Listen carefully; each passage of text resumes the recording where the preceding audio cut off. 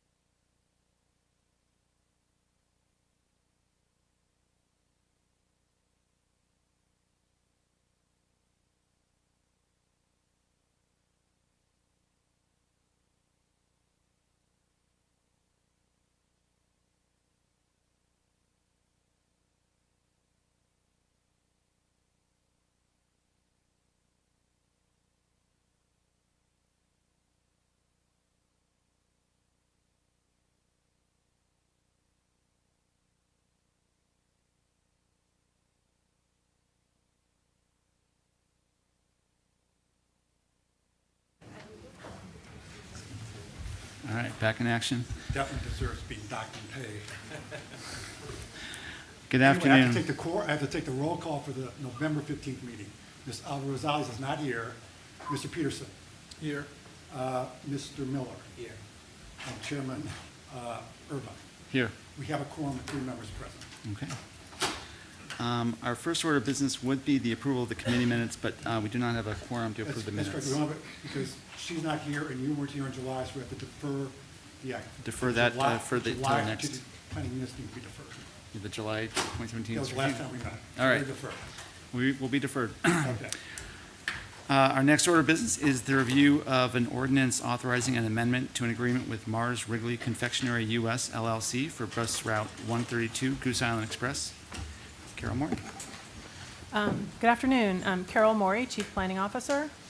So both of the items before this committee today involve the provision of contracted routes by CTA. Contracted routes are bus routes which are subsidized by third parties, typically employers.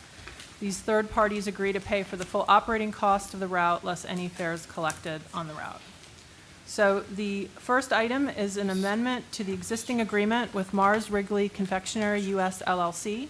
CTA has provided bus service subsidized by the Wrigley Company, now Mars Wrigley, since December of 2006 on the number 132 Goose Island Express.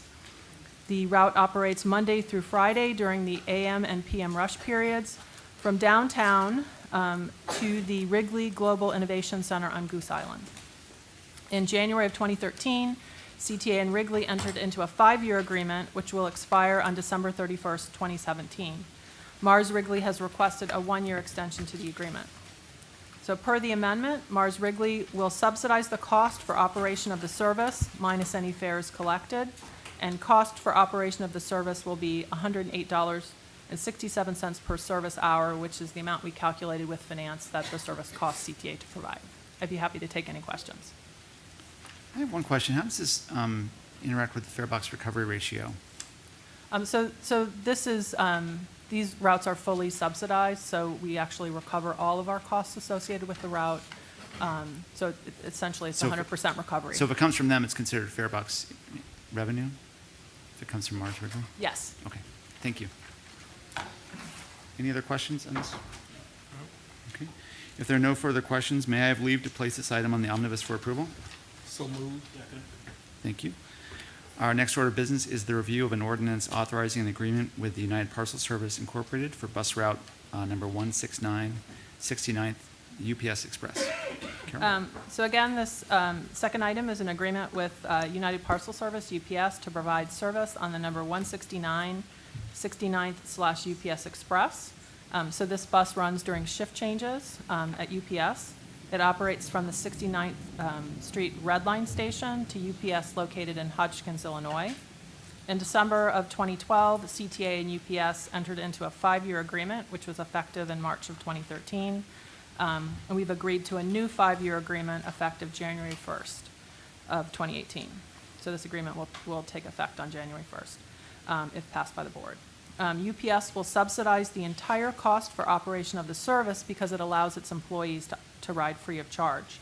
The agreed-upon cost is $119.11 per service hour, which rate will be in effect until December 31st of 2020, with a 2% increase as an inflation adjustment for each successive year beginning January 1st, 2021. CTA also retains any revenue that is generated by additional riders. I'd be happy to take any questions. Thank you, Carol. Any questions? Just one on the Morris Wrigley route, or the 132, it was 108. Why does it jump to 119? So that is a rate that we're keeping constant through the end of December. So it's just different terms. Mars is only renewing for another year. Okay. We're keeping the costs the same for UPS for a 3-year period, and then it'll increase by 2% over the next 2 years. So it's just a difference in the term. Okay. Okay. Now, if there are no further questions, may I have leave to place this item on the omnibus for approval? Thank you. So moved. Thank you. Since there is no further business to come before this committee, may I have a motion to recommend board approval of the omnibus? So moved. Would the secretary please call the roll? Yes, Mr. Peterson? Yes. Mr. Miller? Yes. Chairman Irvine? Yes. That motion is approved with 3 yes votes. Thank you. And finally, may I have a motion to adjourn? All in favor, say aye. Aye. Aye. We are adjourned.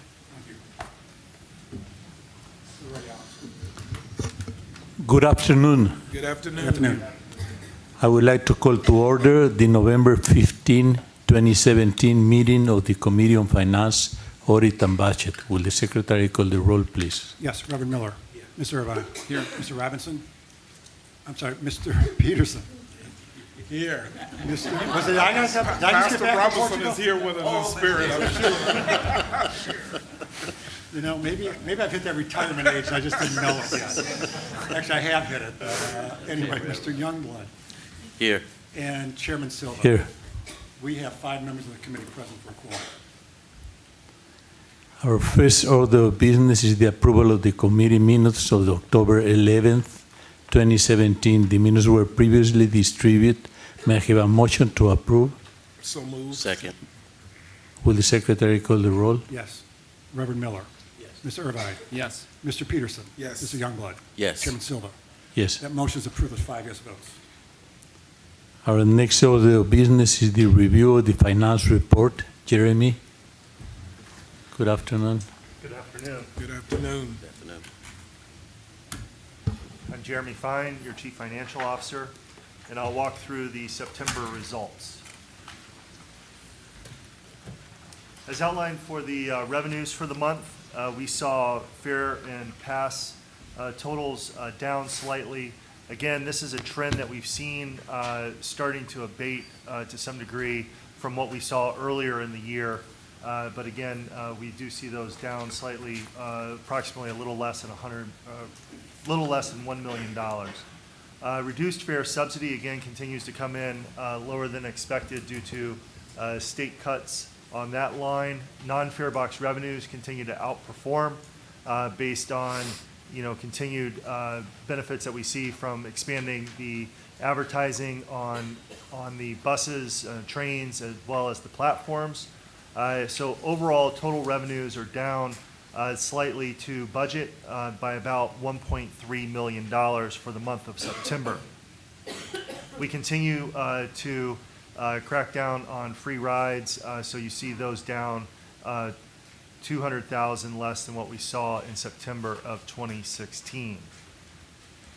The trends here for the year on the revenue side, again, we see fare and pass totals down by about $13 million on a year-to-date basis vis-a-vis the budget. Reduced fare subsidy coming in a little over $10 million down vis-a-vis the budget. And then non-fare box revenues, we continue to see strong growth from where we expected in the budget by about $7 million. So overall, revenues are down about $16 million on a year-to-date basis. But again, as I indicated, and as we've talked about over the last couple of months, we've seen that kind of slowing down the rate of decline that we've seen on revenues. Again, the most important part is as we flip over to the expense side of the house, we've recognized the pressures that we have on the revenues, and we've been putting the brakes on throughout the year, but particularly after the state announced its budget cuts, we started, again, applying the brakes even harder. And you see that manifest itself here in September to the tune of about $9 million of favorability. Labor, you see over $2 million of favorability on that line alone, with materials, fuel, and power coming in slightly above expectations, and you see the provisions for injuries and damages and security services coming in slightly better or just about on par from where we expected. And again, the other expenses, which are again primarily our contractual obligations, coming in significantly favorable for where we thought we would be for the month of September in the budget by about $5 million. So again, $9 million favorability is more than offsetting the revenue drag that we saw for the month of September. So net, we're about $7.7 million to the positive for the month of September.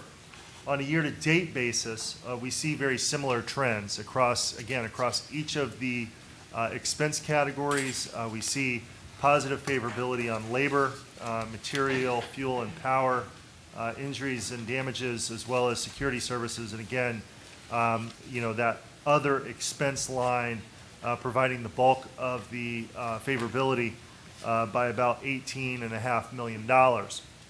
So overall, total operating expenses on a year-to-date basis, over $35 million of favorability, which is offsetting the drag that we see on our system-generated revenues of about, so we have a net of about $19 million. Again, that's up from $12 million from last month. This also puts us in good position with regard to our recovery ratio. One of the questions that was asked earlier on how the revenues are impacting the recovery ratio. Again, we're meeting and exceeding our recovery ratio for the CTA, which obviously helps us with the larger goal for the RTA region to meet and exceed that recovery ratio so that the state funding continues to flow through to the CTA and the other service boards. With regard to the three commodities that we purchase, fuel, power, and natural gas, we continue to see a positive variance on each of those for a monthly basis and an annual basis. We have locked in everything that we need to for 17. And after the hurricanes, we start to see some of the price declines in the commodities. So we'll be looking to lock in, the additional purchases that we need to make for fuel and power for 2018. But again, we're in very good position, having bought at extremely low prices, and we'll continue to make, very smart decisions with regard to the incremental increases that we need to make for 2018.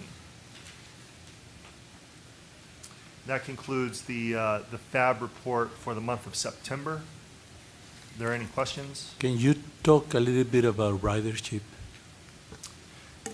With regard to ridership, I think that if Carol Morey can join me, she can talk more in particular with regard to ridership trends.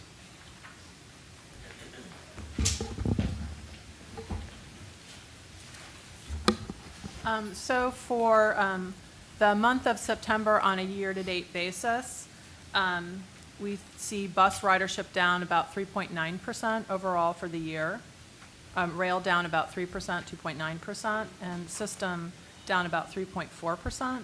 So that's a little bit less than what we were seeing earlier in the year. Of course, we had really good weather in September and into the beginning of October. And then, as the weather deteriorates, ridership also tends to decline. Is that trend the same in all the different agencies in the country? Yeah, absolutely. We're seeing similar trends in Boston, in Washington, D.C. as well. But, those are our main peer comparisons. And the reasons are the same in different parts of the country? Roughly, we see some impacts from rideshare. Customers choosing to substitute some of their transit trips with rideshare. We also are still in a period of historically low gas prices, and so, quite frankly, people's personal vehicles are also a competitor for us. How do we see the future? Continuing down? I mean, one thing that we're seeing is that the drops in bus ridership that we saw last year, we're seeing smaller drops this year. So we think we may be seeing the end of that cycle, or getting close to it. If I can sort of amplify what Carol is saying here, I think the future, quite honestly, is we have to turn around the trends. Clearly, this is not a trend that we're happy with and that we want to see continue. And I think, Carol and her team have been working to identify ways in which we can improve, our ridership. A big part of that ties into the types of things that we can do to improve the quality of the service that we provide. One of the reasons why I'm very excited about the work that's going on at City Council and that the mayor has pursued for us is that it can give us a stream of funding that can allow us to do some significant track renewal work as well as some safety and security upgrades throughout our system on both bus and rail that I think can help deal with this pattern. And I think that, we need to continue to find ways to be innovative and ways to ultimately, provide the type of service that our customers want at a level that they can appreciate. And that's a big challenge as we deal with our other budgetary issues. Do you see the trend, and it's a favorable trend from an expense standpoint, from a labor aspect? Do you see that continually for the rest of the year? Because as you get closer to holidays, you're going to have a lot of people taking the buses and trains for shopping and things of that nature. So we do intend to see that continuing to be favorable. We are working very closely with the other departments here at the CTA. We do take into account already in our budget numbers kind of the seasonality of labor. So we do take some of that already into account. But again, we've been working well with the other departments to make sure that we can continue to squeeze as much as we can out of each of the line items, whether it's labor or any of the others. So Any Jeremy, other questions? yeah, Jeremy, so you're halfway through November. You've got 3 months to go. I don't know if you've had an opportunity to take a look yet at October numbers. Have you looked at October, you or Carol? I mean, seeing how that we're halfway through November already. The reason I mention that is while you're 19 million to the good in terms of expenses versus revenue, you still have 3 months, because we're focused today on September. You still have 3 months to go. Have you had a chance to see what's happening in the month of October? Sure. In terms of ridership, October so far is not quite as positive a month as September was. One of the things that we were seeing, we're up against the World Series, right? So we had a lot of ridership in October of last year associated with the World Series, and we didn't do quite as well this year. So, so that has had an impact on our performance. I think that the World Series, and then there were some additional inclement weather days included at the end of the month that also had an impact. Yeah, I think at the end of the day, what I was just trying to get at is a balanced budget. Yes. At the end of the year. Being on track to make sure that we balance our budget at the end of the year was really, again, as much as we would probably like to be in the World Series every year, I think we can all agree that that's not going to happen. So we shouldn't count on that favorability in 18, 19. Hopefully they get back soon, but again, I was just wanting to make sure with 3 months to go that we're still on track to finish up with a balanced budget this year. The other thing too, I would like to have the president respond to. There were a number of articles in the day's paper about our FY18 budget, and I know we received a letter from the RTA about their thoughts regarding our FY18 budget, and I wanted to have the president kind of speak to the board and speak to that issue. I know we all read it, but really wanted to hear your thoughts and response to the RTA's letter. Sure. Thank you, Mr. Chairman. I am in receipt, as you indicated, of a letter from the executive director of RTA in which she raises her concerns about the proposed budget and ultimately how CTA intends to balance its budget in order to meet the statutory requirements that are imposed on the region for our overall funding. And I should preface this by saying that I agree with the RTA chairman with regards to the statutory obligations that we're under and the fact that we do have a statutory obligation to provide a balanced budget to RTA and that RTA cannot approve an unbalanced budget per their statutory requirements.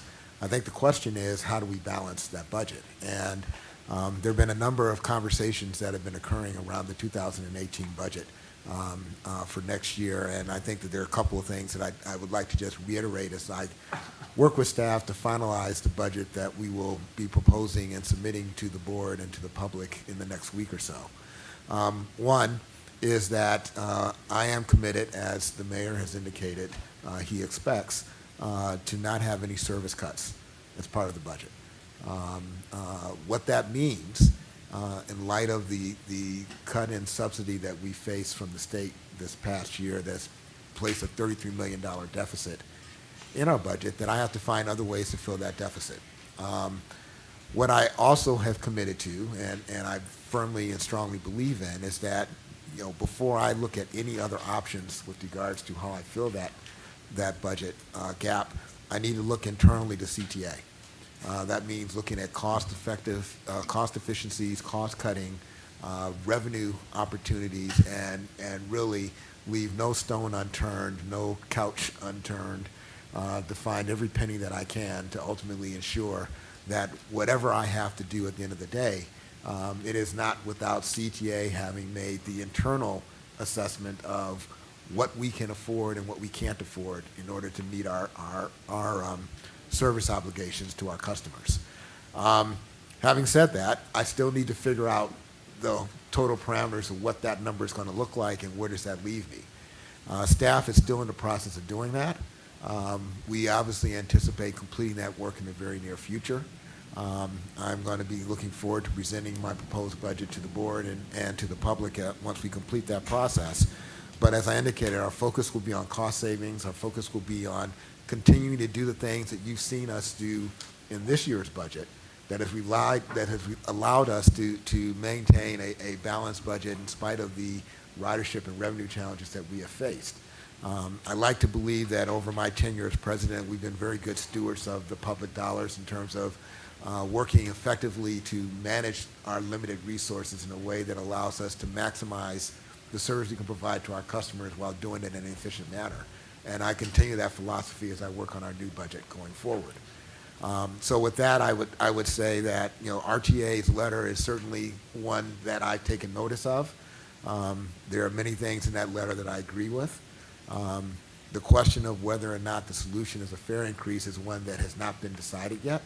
And before I get to that point, I want to be in a position to be able to defend that I've done everything I can to control cost and reduce cost in a way that allows us to meet our budgetary obligations by statute to the RTA. I appreciate that. I think one of the things that you mentioned that doesn't get talked about enough is not only were we handed a $33 million shortfall to deal with over a 5-month period, but the cut is ongoing in Yes. FY 18 and 19 as a result of the state budget as well. So again, I don't know if there are any other questions. Those were mine. I just thought it was important for the board to hear your response because we all read the paper this morning and read the RTA letters, so wanted to definitely get a response. Thank you. Any other questions?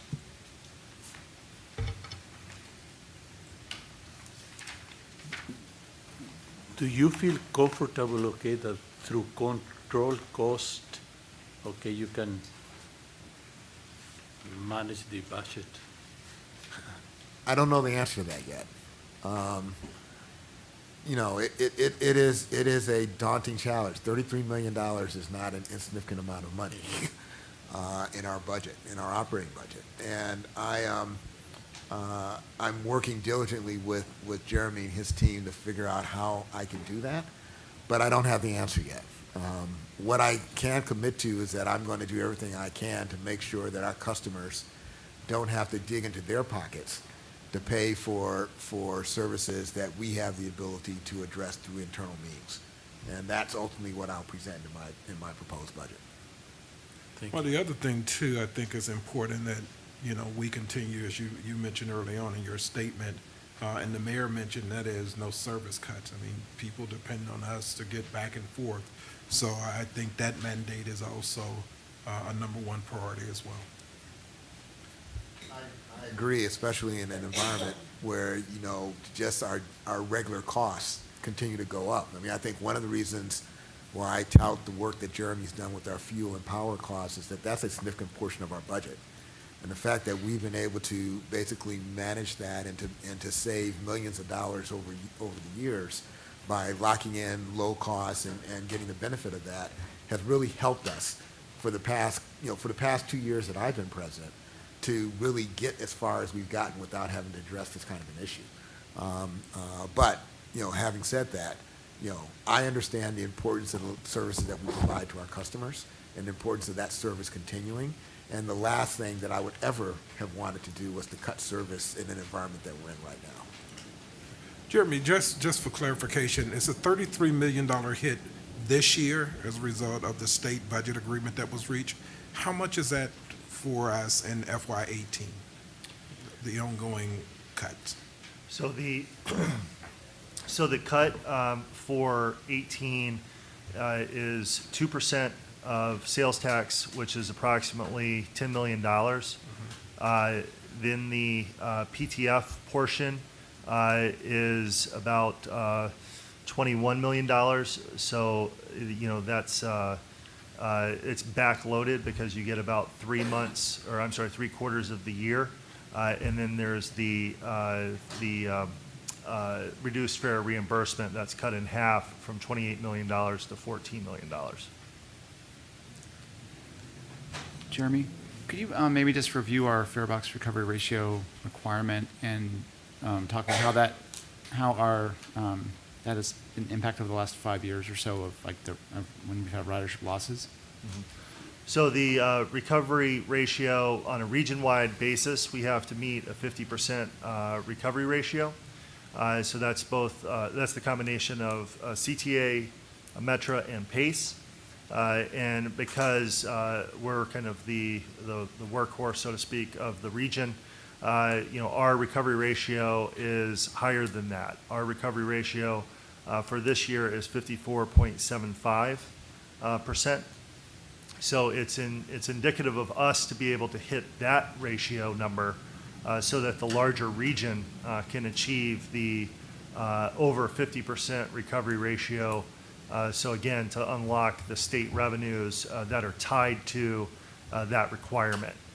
So again, It's obviously beneficial when we have increased fare box revenues in the form of additional riders, to help, increase the overall recovery ratio, for that purpose. So, again, it's the fare box revenues over our expenses. So again, both of those things we look at simultaneously. Thank you. Any other questions? Are we looking in the future at some type of a partnership with the rideshare services that are really taking over most of our riders anyway? We have talked about whether there are opportunities for relationships between rideshare companies and CTA.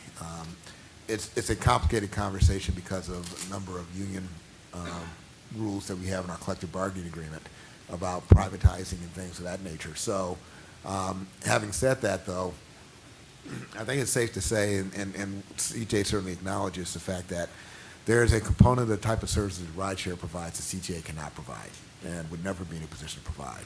But I also know that the service that we do provide, we provide at a price point that basically no one else can meet, which is why trying to keep our fares as low as possible is important, particularly for those in the community who cannot afford to pay for the rideshare services that are being offered.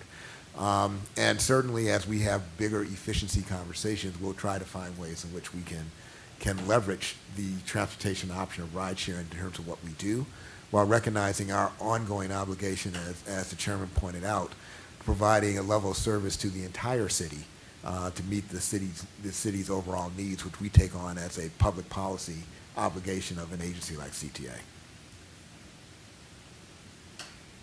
Any of the fees that the ridership paid that should benefit CTA? The proposal that the city council is considering right now would provide a revenue stream to CTA from the ride-hailing fee that would be imposed, which is 15 cents for next year, and then another 5 cents a year after that.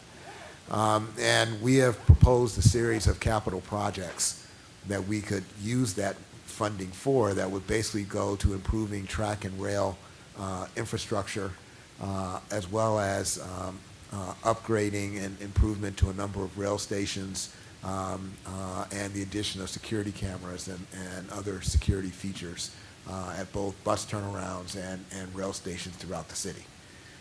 So it is very helpful in both addressing a $13 billion worth of unmet capital need that we still have to address, to get to a state of good repair, particularly in the absence of a state capital program that allows us to pursue that. But it also feeds into the conversation we're having about ridership, and how do we basically maintain and improve that ridership by being able to improve the quality of the service that we provide in some ways that ultimately we hope will give us direct benefits that can help us with our operating budget as well.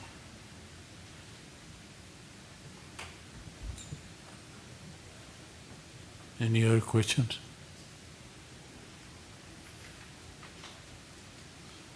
Thank you, Jeremy. Thank you. Our next order of business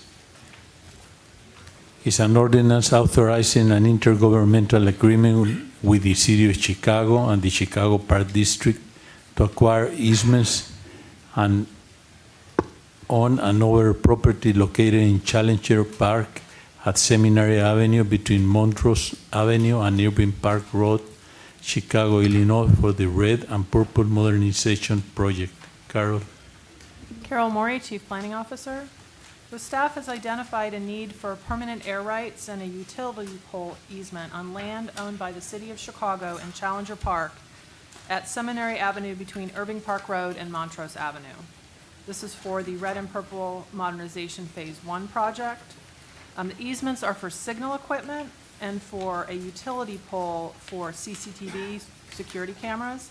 And the easement is at no cost to CTA. So the intergovernmental agreement with the City of Chicago and the Chicago Park District will allow us to acquire these air rights and easements necessary for the project. I'd be happy to take any questions. Any questions?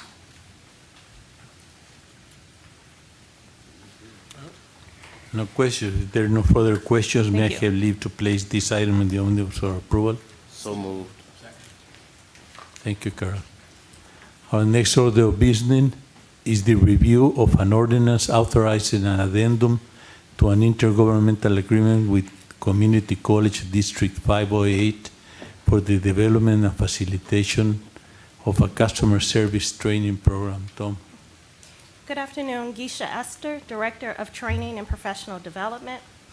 In May of 2016, CTA entered into an intergovernmental agreement with Community College District 508 for the development and facilitation of a customer service training for CTA's Second Chance Priority Careers Program.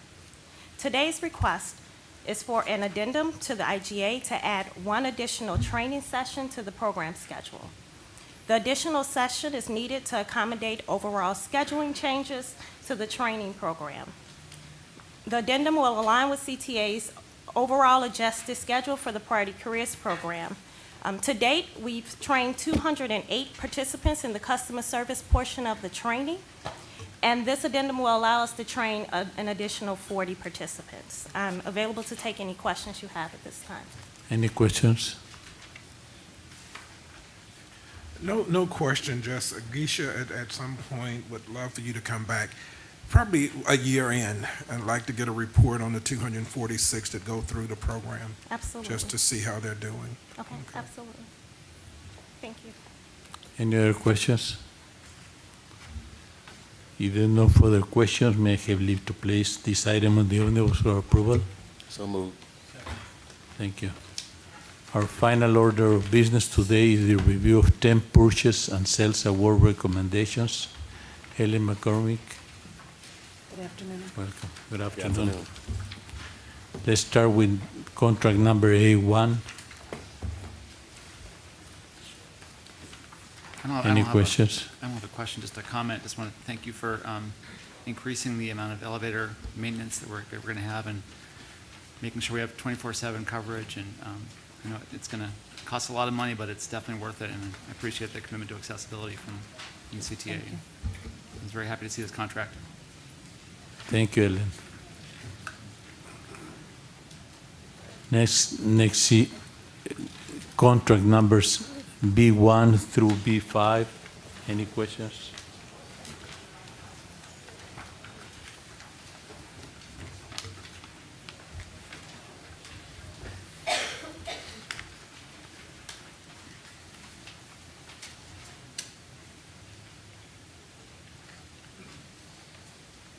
No questions? Let's move to contract number C1. Can you kind of, and I don't know if this is a question for you or HR, just kind of walk me through, anytime I see a sole source, I'm always thinking that these become lifetime annuities with these companies. So if someone could kind of walk me through why Oracle is the only one that can provide this service. Yeah, Chairman Peterson, Tom McCone, Chief Administrative Officer, and I also have Alex Moreno, Vice President of Human Resources. So with this particular procurement, it is an upgrade of an existing module that we have within our Oracle system. So as you know, Oracle is our enterprise system. We currently have iRecruitment, and we see a need to upgrade iRecruitment to improve our recruiting process. In particular, we focused on three things. One is improving the candidate experience. We've heard from a number of candidates that they want additional information about where they are, what their status is as they're applying to the program. In addition, currently people to apply for jobs, you have to have a computer, a desktop computer to apply for jobs. So the world is moving towards mobile devices. This will allow us to use mobile devices, candidates to use mobile devices to apply for our jobs, which we see is a barrier that we want to cut down for applicants to our jobs. In addition, we want to upgrade our internal process. We have a completely paper process once people apply to the CTA. It comes through and we have to hand off folders of information. People do their evaluations in folders of information. So this will allow us to do that electronically. It'll create some efficiencies there. And third, we want to be able to expand our outreach. We want to be able to expand our outreach to other mobile sites, to other websites, to other partners, and this will allow us to seamlessly integrate to our existing Oracle system and to bring those additional features to us. And really, Taleo is the only one who can do that and seamlessly integrate with our system. So we're staying with Oracle or using Oracle because they're currently in-house now? Yeah, and it's an upgrade of what we currently have, and it's because of we want all these additional features to upgrade what we currently have. That's why we want to go with Taleo. Do they kind of lead the market? I mean, so is this in perpetuity? I mean, So Taleo's definitely the market leader in this. The city, the sister agencies have Taleo as well as part of their systems. Where we look to add new products, so this is an upgrade where we look to add new products and new features for our human capital. We do look for opportunities to break away from Oracle. So right now, we currently have a bid advertised for a learning management system, of which Oracle is one competitor in a competitive marketplace. So that's a procurement that's currently out there, and we didn't want to just go with Oracle just because it's Oracle, and that's one where we are out there bidding it. So we do look for those opportunities where there is a competitive marketplace to make sure that we are bidding them, even though Oracle is one competitor. How many applicants do we review every year? Over 40,000. So we have over 40,000 applicants. And we hire how many? Just slightly more than 1,000. So it's a significant amount of applicants we get through here, and obviously we want to continue to improve our applicant pool and to reach out to as many sources as we possibly can, and we need to be able to efficiently do that. Any other questions? Mr. Chairman, I just want to make sure that we properly answered your question, because I didn't know whether you were asking whether Oracle was sort of like the standard bearer. he sort of answered it. I understand the purpose of the software, but you've heard me say it 1,000 times, when you get into sole source, especially with a technology company, I just feel like those become lifetime annuities. And I just, again, I like what you said in terms of you're looking for opportunities to break away, because if you don't, it's like, I got to believe with technology and all of the firms out there are others that could add value as well. But when you get dependent on one company, it just becomes difficult to find out what's best in class, what others are doing. So I'm glad to hear that that's part of the HR process, where you're looking for pieces to kind of give others an opportunity to step up and enhance the service. So Oracle is really sort of like the baseline foundational enterprise system that we have. We actually did, I remember when we went through this many years ago, convert to Oracle from a previous system that we used. The benefit of Oracle, though, is that basically it's kind of like Windows, in that there are a lot of companies who make products that can be compatible with Oracle itself. The process of changing out your enterprise system is a huge undertaking. And when we went through it, it was a multi-year process that's very expensive, very complicated, and also can be very tricky if it doesn't work the way you want to, because it ties your payroll, and basically all your financial record systems and attendance systems and other things into one system that allows it to speak to each other. On top of that, you can place modules that do certain things like what we're talking about here. In some cases, those modules were integrated into the system itself. In other cases, you can add modules onto it, and I think that's what Tom was talking about in terms of what we're doing with the current procurement.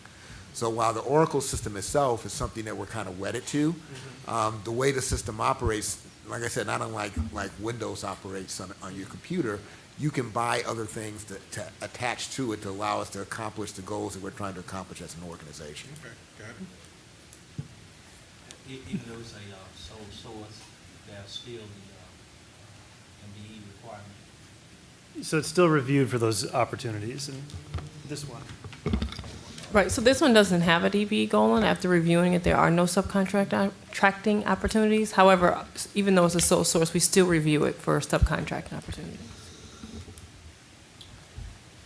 Can we move to F1? And I have a question in this. How often do we do the disparity study? So the last disparity study that was completed for CTA was in 2012. So it would appear we do it about every 5 years. What was the cost then? So Marion Consulting completed the last disparity study, and I can get the cost for you, but I'm sure it's going to be somewhat different because the previous disparity study only looked at our federal spend. This time we've asked them to look at both our federal and our non-federal spend to come up with a better goal for our operating and our federal goal, DB goal. So we would be resetting after this study, would we reset, or our expected DBE numbers? Yes, August 1st of 2018, we are to submit a new federal DBE goal, and at that time, we normally set our operating goal at the same time.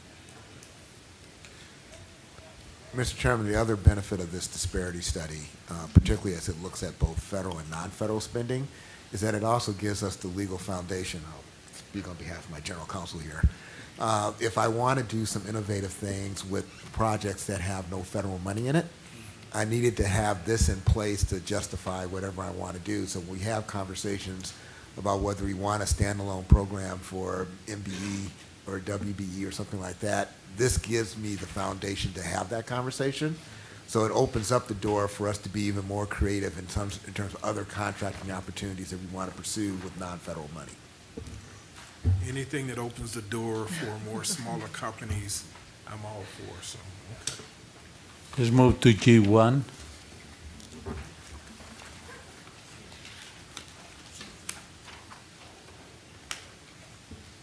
Again, another sole source, just, Yeah, we have three sole sources. Right, so this is for the maintenance and the support of the software that we've already purchased. and this is with Enterprise Asset Management. Yes.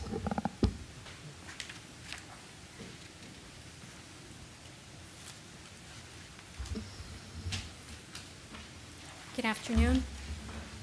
Veronica Alanis, Chief of Strategy, Data, and Technology. With me is Jeff Brannicky, Vice President of Technology. Did you have specific Yeah, questions? just really, again, and Durable, I think, did a great job of explaining that Oracle kind of gives us sort of like an infrastructure, but it's an infrastructure you can build upon. So I'm just curious to learn a little bit more about, Enterprise Asset Management, how that work, and again, do you still have the flexibility to do other things with it as well? Sure. So our main users are the Power and Way Department as well as the Facilities Department. Infor is an asset management tool that they use to track all of their facility assets, including everything associated with the rail, everything associated with the signal systems and all of our facilities. They also use it as a work order system. So what we do in technology is we help maintain the licenses and the support contracts. They come to us and say, we're still interested in using this tool, primarily because they've made a lot of investments in the recent years. So as late as last year, they added additional licenses for mobility. The idea is that we're going to give our field staff the ability to have the application on a mobile device so that instead of them doing their inspections and kind of going through the process of kicking it over to someone in the office and typing all this up, they have the ability to put all of their updates into the system. So one of the things that we do when there's a sole source, the primary reason why it's a sole source is they're the proprietary owners of the software. So we go through a process that I believe Ellen has explained to some of the board members already. It's a recent process that we've put in place for sole source and disadvantageous procurements, where we first have to present why do we believe this is a sole source. And so I don't know if Ellen wants to add anything about the process, but the other piece that we do as part of that process of justifying whether it is uniquely a sole source, we advertise it on the website to make sure that if there's any vendors out there who can actually provide this, that they come to surface. And in addition to that, I would say that we also look at what the cost to replace would be. So in this case, we're talking about $1.6 million over 5 years just for the license and support. If we were to procure a new system, and again, we would do that in consultation with the business departments based on their needs since they're the end users, we're really talking about $6 to $7 million on top of the licensing fees to do a whole new project, and then to add all of the components over time, as we've done over the past 9 years. Let's move to H1. I have a question on H1. There's no DBE goals set for that one, but we solicited 4 DBEs via email. Yes, because DBEs also often have the NACE code to be able to do the work, but not the license. And so this is hazardous waste material, and we found that a lot of DBEs do not carry the licensing to do this. Actually, we haven't found one yet to have the license to do this, but 4 have the NACE code. Like they handle wet waste, but not special waste. So that's why we weren't able to set a DBE goal on it. So has there been any outreach to these companies, the DBE companies, to get a license so they can take advantage of stuff like this? Because it seems like it's going to waste if they can do it, but can't take the next steps to get like a license to do this. Yes, so I can say from when I first started in the department, we were wondering the same thing, and we've talked to DBEs about the special licensing, and they just don't, it might be cost reasons that they decide that they don't want to expand and get the licensing for it, but we've talked to them, we let them know about the opportunities, and they just choose not to take them. It's unfortunate. Any other questions? If there are no further questions, may I have leave to place these 10 contracts on the omnibus for approval? So moved. Second. Since there is no further business to come before this committee, may I have a motion to recommend board approval of the omnibus? So, second. May I have a second? Second. Will the secretary call the roll, please? Yes, Reverend Miller? Yes. Mr. Irvine? Yes. Mr. Peterson? Yes. Mr. Youngblood? Yes. Chairman Silva? Yes. That motion is approved with 5 yes votes. And finally, may I have a motion to adjourn? Second. All in favor, say yea. Aye. Aye. Terry, can we We are have a adjourned.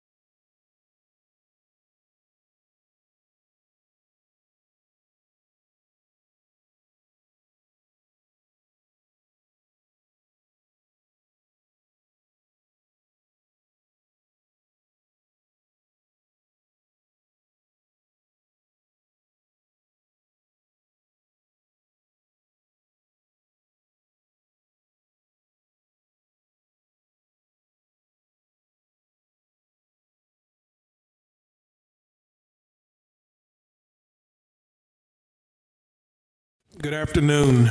Good afternoon. I'll wait till they close the door. We have to get Tracy in. All right. Sorry, Tracy. All right. You ready, Tracy? All right.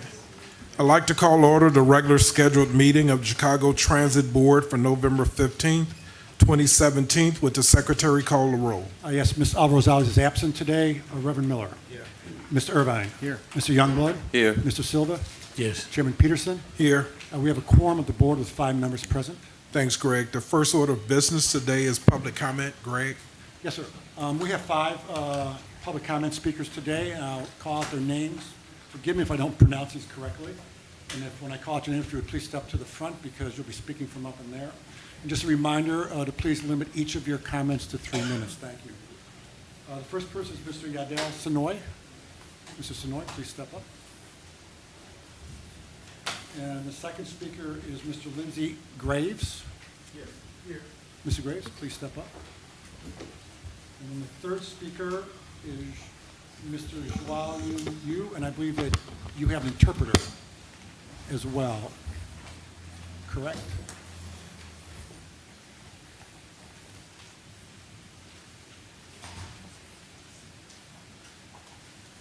Sir, maybe we should, you want to sit next to Mr. Yu? Yeah. I'll let him finish. Okay, you'll let him finish and then you'll speak to us.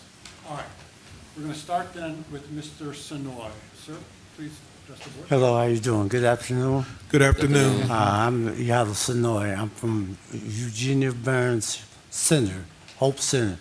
I'm also resident of Armour Square Housing Facility located on Wentworth Avenue. We're here primarily to try to get an extension to the bus on Route 24. We're trying to get weekend services for it because we're having difficulty insofar as different kind of accommodation that we so badly need.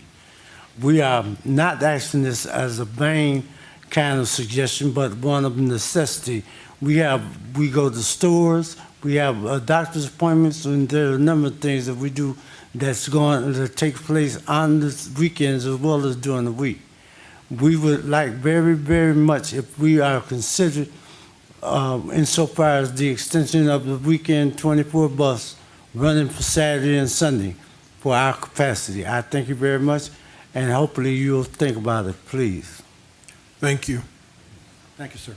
Our next speaker, Mr. Graves. Good afternoon, Good afternoon. Mr. Chairman Peterson, and to the members of the board. My name is Lindsey Graves.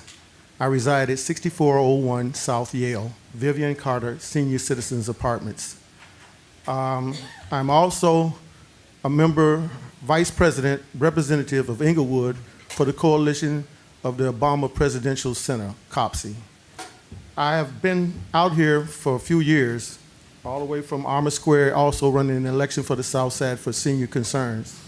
And one of the main concerns is about transportation, especially on this 24 route. I want to go back to a comment that was made by Mr. Youngblood earlier when they were discussing about the revenues and the ridership in the CTA.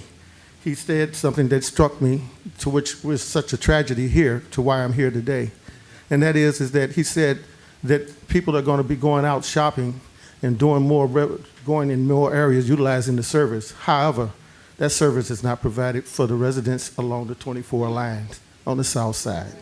That is an adverse situation that I feel that the CTA has been remiss in their obligation in applying their services in a more fair way to the people.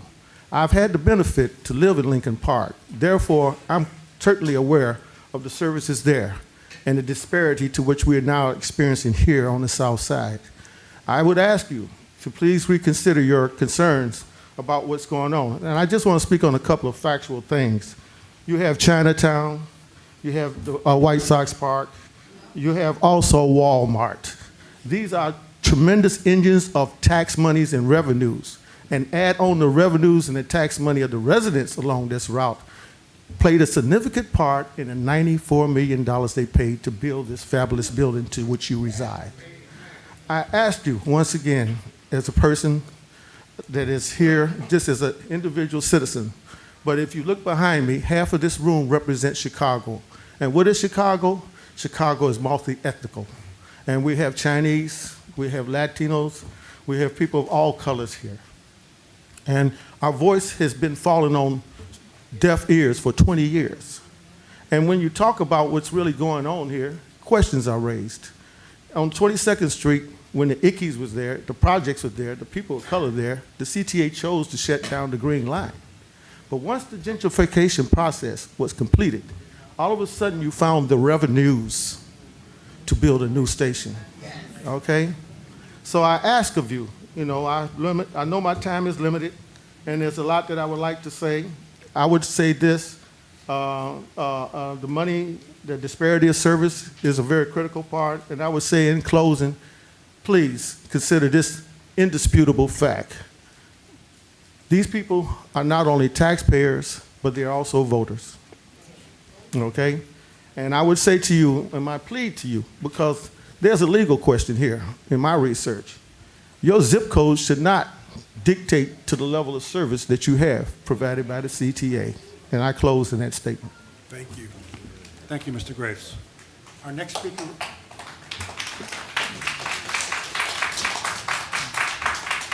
Good afternoon. Next speaker is Mr. Yu. 各位女老先生，我係嘅名嘅我係出管，今年75歲，家住在榮華南325號406個房。今年我有幸嚟參加嗰間24路車招募服務嘅行政會，我好高興。為什麼要求呢？我係咪要求呢可以向翻佢後路省嘅招募服務呢？但係我覺得咧，你就有3個，其一就係老人家咧招募求醫或者可入咧就方便一啲。如果招募冇佢後路省嘅服務咧，佢就被逼步行好長嘅路程，佢去求醫。咁啊〜平時咧，如果係時好咧就還可以。如果咧會隻屋咧嘅氣邊會有熱出氣咧，佢容易造成意外嘅事故。求人咧就造成意外嘅事故。咁啊，我哋覺得認為咧有可以向翻佢有路領。第二嘅咧。就要你老人家咧共享係輪住落，大家啲台不少老人家嘅兒孫咧都自帶24路車嘅線路嘅沿途，招募儀式咧佢就唔上班啊嘛，一順到咧就冇返學，淨係團價咧最少最好嘅幾多，如果咧佢有路省可以向服務，老人家咧就好容易。就壓車咧去兒孫家嚟共享氣輪啊！佢將病源之歸咧要何樂而不為呢？第3個案件就方便老人家照顧乘車往24路車嘅沿途嘅公路或者上飲嘅計劃照顧先令嘅屋女啊傻哥啊啱啱所以佢哋能夠咧就吃好健康嘅食品，為什麼咧要唔去成團佢哋咧？啊，照每佢往外邊去購物，如果會將天棚咧，要可以咧，大家都要配小食飲，以茶為調，共享共同咧嚟歡享人生嘅事物。可能咧係老人家嘅一頓嘅樂數，為什麼唔幫助佢哋咧？啊 ，Thank you, everybody. Thank you.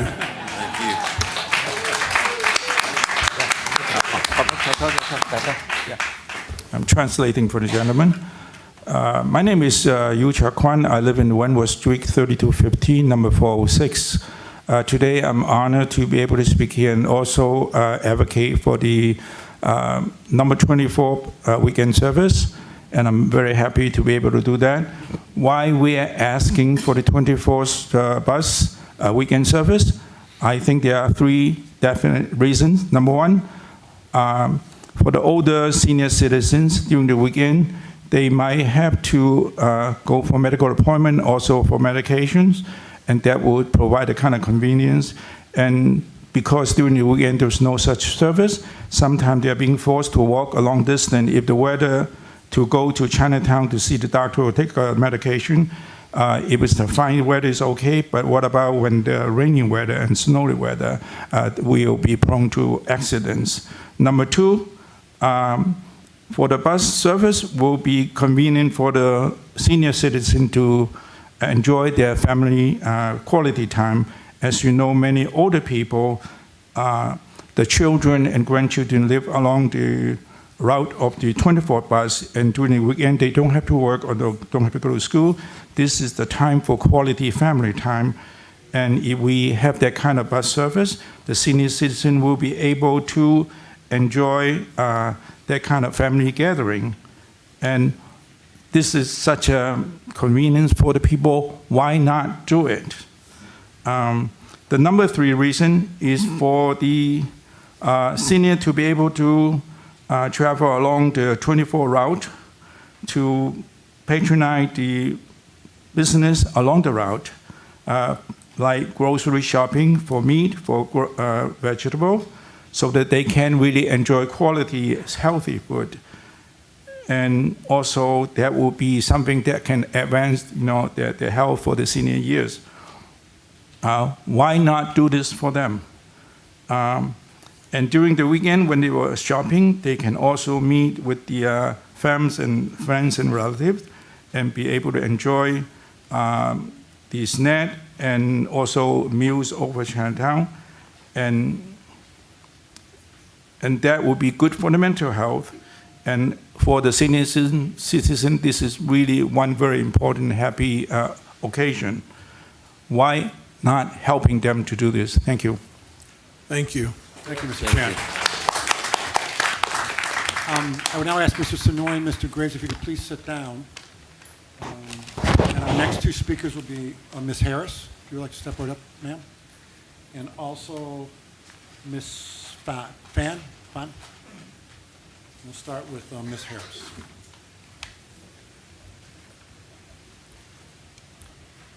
Good afternoon. Good afternoon. My name is Mrs. Harris.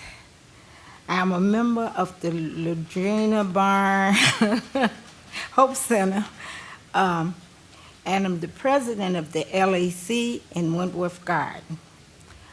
I'm here to talk about the 39th and Pershing and 24th and Wentworth bus route.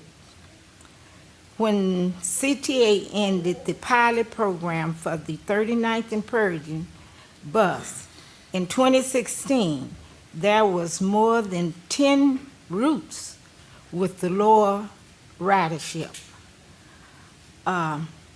We attended a neighborhood meeting with CTA staff December the 16th about the need for both bus routes. We agreed to a follow-up meeting with CTA, oh my God, with CTA, December the 16th. I'm sorry.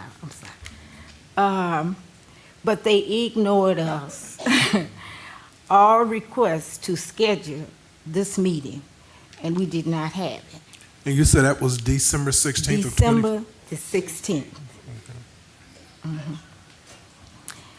Many people need this bus to get to church and grocery stores like Mariana on 39th and Kings Drive. We can't do it on the weekend. The CTA gave us no notice before beginning the latest pilot program for the 39th and Pershing Road bus. They haven't let us know anything, didn't let us know anything. It is just off. There has been no update to the public for ridership. We don't know, was we close to the amount of people we supposed to have, or was we far off? We didn't know anything, and we would like to know that for the 39th Street weekend bus that we have right now. But we did hear that they are planning to, if we don't have enough people, to stop it in December. And we're hoping that do not happen. We are demanding, hoping, praying, whatever it takes to keep the 39th Street bus on the weekend and to get the 24th bus on the weekend. Thank you for everything. Ms. Harris, thank you. Yeah.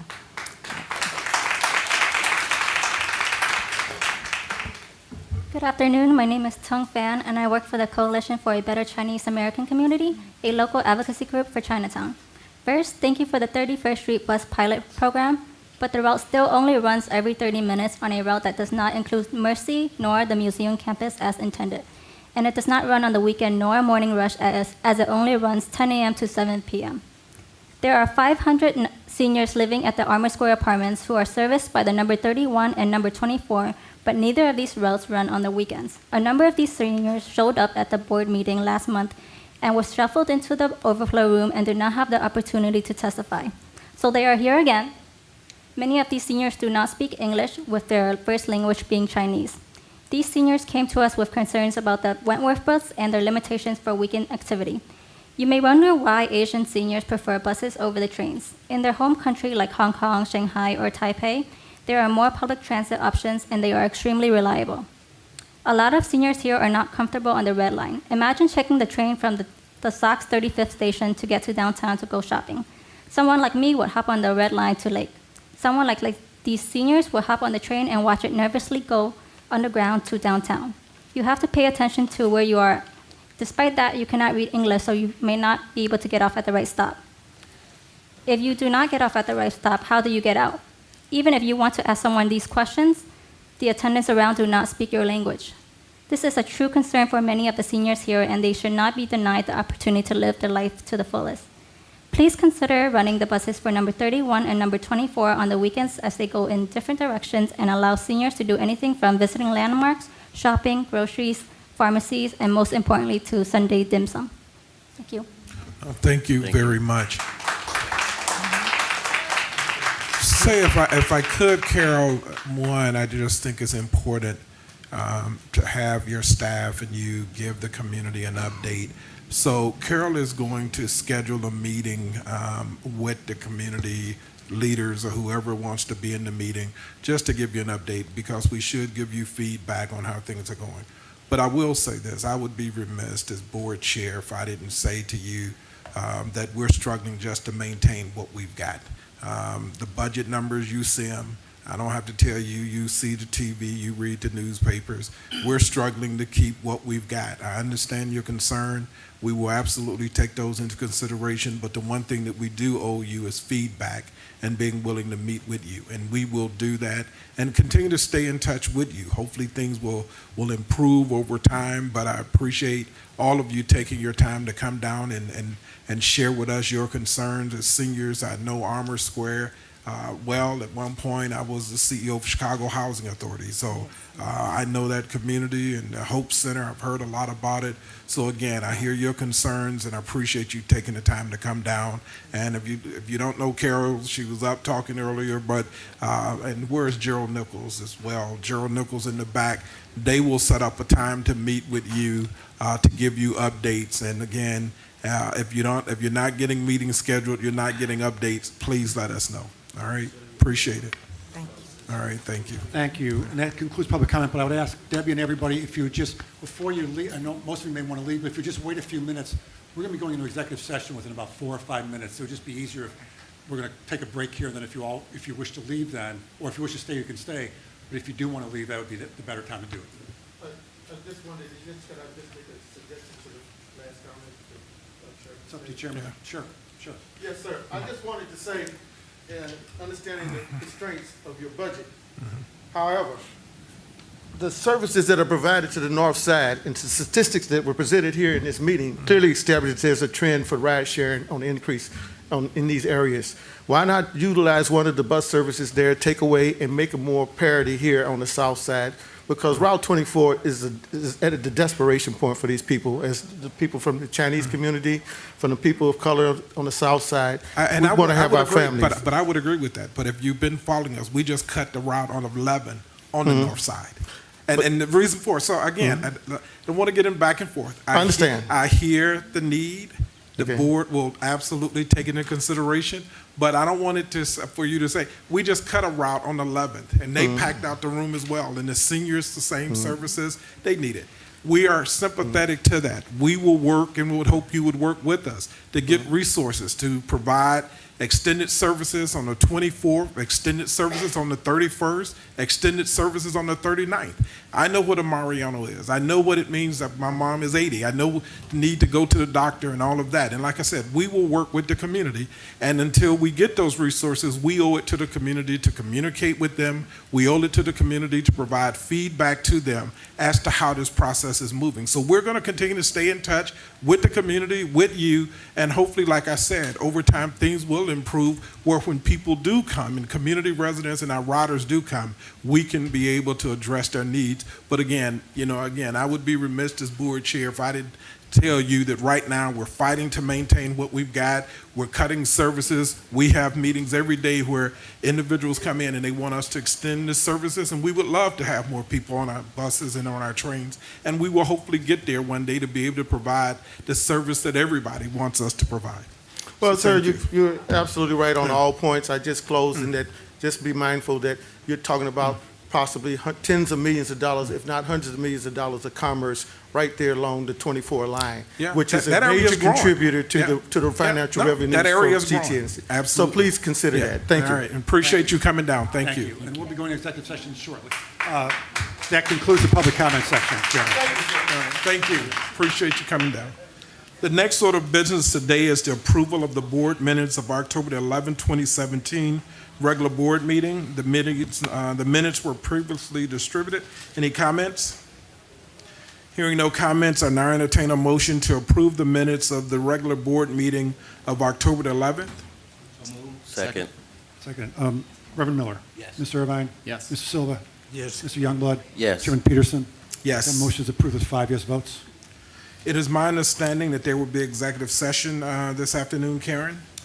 Yes, Chairman, we will have a brief executive session pursuant to Section 2, Paragraph C, subparagraphs 1 and 5 of the Open Meetings Act.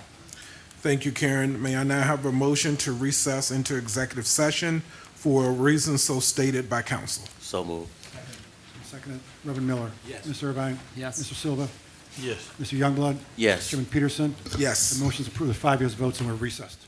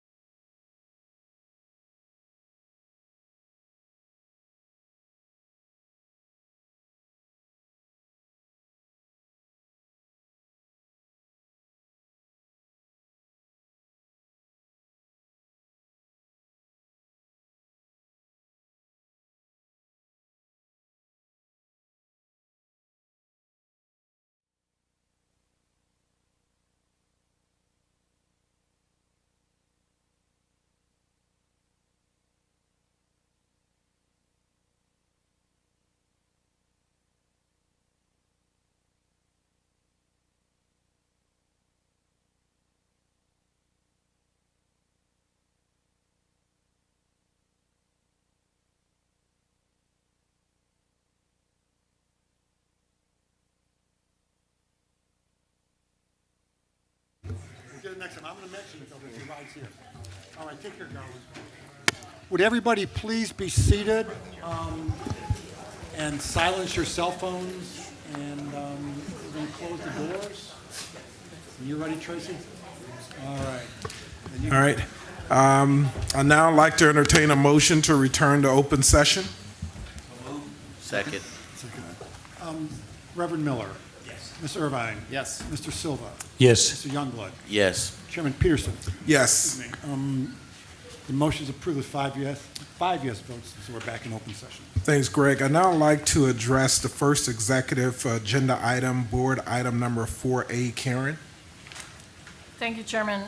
Item 4A pertained to a recommendation by the Section 28 panel in connection with an appeal filed by an employee by the name of Shawnee Iruri, who was terminated from the CTA on February 17, 2017. The board reviewed the panel recommendations in executive session and concluded that they agreed with the panel's determination that her discharge should be upheld because her conduct leading up to the discharge was detrimental to the authority. Thank you, Karen. I now entertain a motion to approve board item number 4A, an ordinance sustaining the discharge of Sharonda Cherie Iweri. So I need a motion? So moved. Seconded. Reverend Miller? Yes. Ms. Irvine? Yes. Mr. Silva? Yes. Mr. Youngblood? Yes. Chairman Peterson? Yes. That motion is approved with 5 yes votes. Thanks, Greg. I now like to address the next two executive session items, board item number 4B and 4C. Karen? Item 4B was a recommendation to the board to approve the acquisition of a permanent air rights easement over property located at 3326 North Clark Street in Chicago for the Red and Purple Modernization Project. The cost of the easement, known as Parcel 7, that is recommended is $127,500. And that will be to sellers Chicago Title Land Trust 129720 and Woody Slaymaker. The second item discussed for the Red and Purple Modernization Project Phase 1 was a recommendation to the board to approve the payment of relocation expenses in the amount in an amount up to $266,500, and these are related to acquisition of property located at 3346 through 3348 North Clark Street in Chicago. And the tenant to whom these relocation expenses will be paid, who operated a restaurant at that location, is Emmanuel Abedini. Thanks, Karen. I now entertain a motion approving item number 4B and 4C, two ordinances authorizing the acquisition of permanent air right easements and the payment of relocation expenses for the acquisition of properties located at 3326 North Clark Street and 3346 to 3348 North Clark Street, Chicago, Illinois, for the Red and Purple Modernization Project. So moved. Second. Reverend Miller? Yes.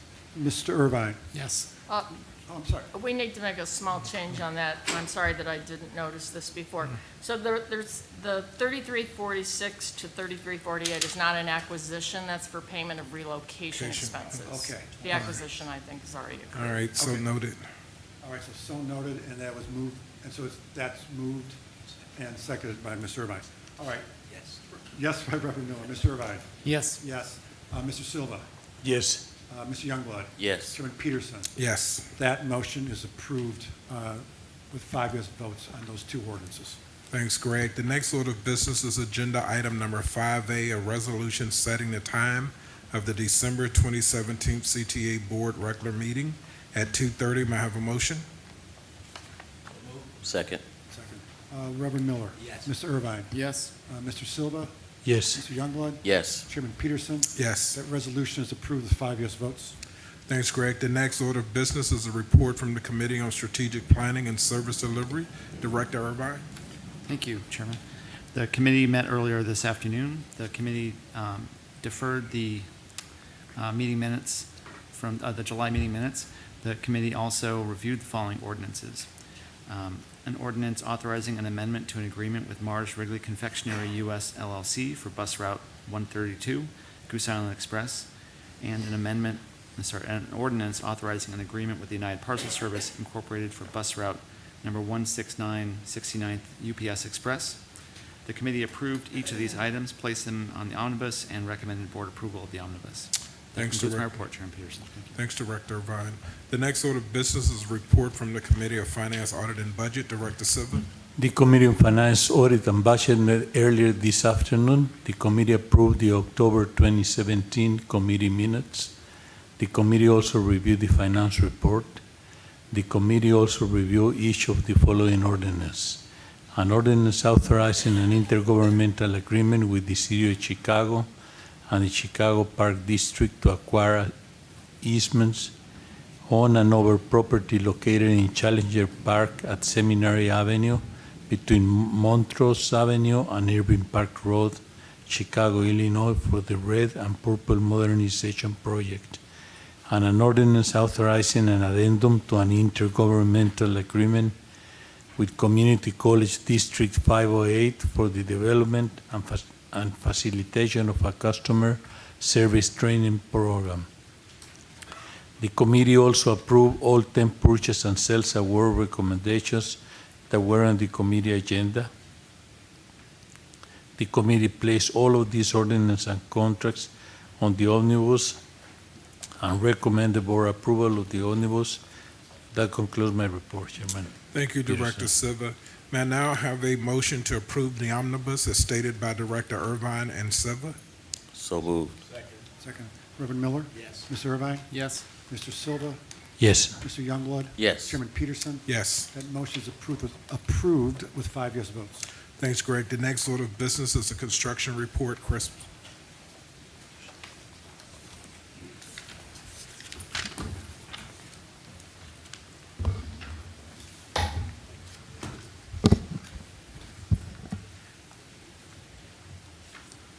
Chris Bouchel, your chief infrastructure officer. Mary Person, Director of Diversity Programs. So the first project we'll look at is 95th Street. The project continues on budget and tight to schedule.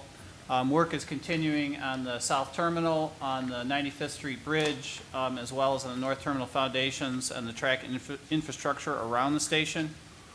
You can see some work here on the 95th Street on the abutment.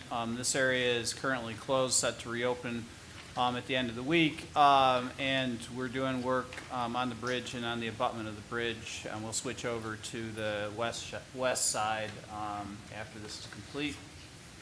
South terminal starting to take shape here. Building is the building frame, as well as the building frame. We're starting to install components of the exterior curtain wall system, as well as running infrastructure inside the building. This is an exciting picture. You can start to see the form of the building really taking shape. This is the South Terminal South Bus Bridge. You can start to see the canopy serving the new bus bridge area, and will be serving all of the area around the terminal as well as the shape of the building. South Terminal second deck installation.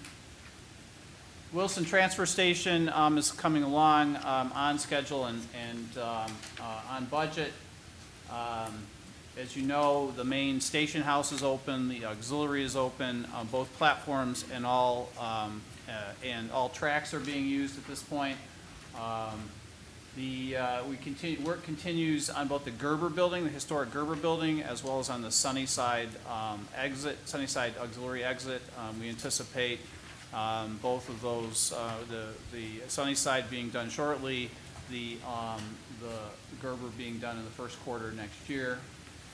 Most of you are familiar with the platform, some of the features of it, the wonderful art in the entranceway, as well as the new auxiliary entrance. Ravenswood. Chris, before you go forward, I just want to mention to the board that there was a very, very nice article in the Chicago Tribune about the architecture and the design of the Wilson Station. If you didn't get a chance to see it, I would certainly recommend you read it. I think it's certainly opportunity for pride for Chris and his team for the way in which the station itself has been received. And another example of where we're not only building new stations, but we're also creating what I like to call art through design. And this station is certainly an example of that. So I just want to give kudos to Chris and his team for their work on that. Thank you. Ravenswood Loop Signal continues on budget, tight to schedule. I will show you guys yet another month here of some infrastructure photographs. So we are continue to do many of the things we've talked about in the past, running cable, putting up various types of support structure that will house signal machines and other components of the wayside signaling system. Here's the inside of the Willow Relay House. You got to see the exterior last month, so the interior. This is, of course, without all of the processing equipment in it. Those racks will house that at a later date. Illinois Medical District also continuing on budget, tight to schedule.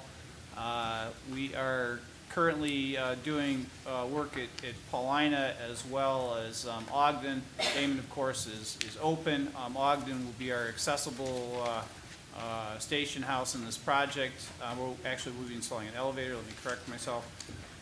Many of the most difficult repairs here, the structural repairs that are required here on the platform. This concrete sees a lot of exposure to the salts based on its position next to the highway and the salting of the highways in the winter. Quincy Loop also continuing on budget, tight to schedule. This project, the tightness in the schedule is explained mostly through some of the discovery of underground conditions. This is an older part of the city, an older station. We're making it accessible, and as we go down and put those foundations in, both for the new elevators as well as for staircases and other elements, we have had some discovered conditions that have challenged us in regard to the schedule. Again, you're seeing pictures of the infrastructure as it's just kind of coming out of the ground here. This is another one of the elevator foundation build-outs. Finally, in closing, a substation project. You know, we always abbreviate these because there are several substations combined. This one is known as ELMI, East Lake, Milwaukee, and Illinois. At this point in the project, we're doing a couple of things. We're finalizing some of the submittals from the contractor relative to these big pieces of the rectifiers and the other electrical components that go in here, the breakers. So we're traveling to verify that those components are being manufactured according to our standards. We are also doing the exterior work because we don't want to put that equipment into older substations that don't have good tuck pointing, don't have solid roofs. So much of that work occurs in the beginning of the project. Here you can see the backside of our lovely Illinois substation. This is in fact a historic building, having once housed electrical power equipment for streetcars. Now just housing it for streetcars actually and bridges. Now housing it just for the subway. That concludes my report. Thank you, Chris. Any questions for Chris? All right, hearing none. Greg, is there any new business to come before the board? Chairman, there's no new business, but I would like to thank CTA security staff, CTA 567 real estate staff, and Jones Lang LaSalle for their management of today's crowd. There's some issues came up after the last board meeting that Karen and I talked about. We had some meetings, and I just want to thank them all for the hard work they put into managing what happened today and probably what will happen for a while yet. Great. Thank you. Sure. With no further business to come before the board, may I have a motion to adjourn? Second. All those in favor say aye. Aye. We're adjourned. Thank you.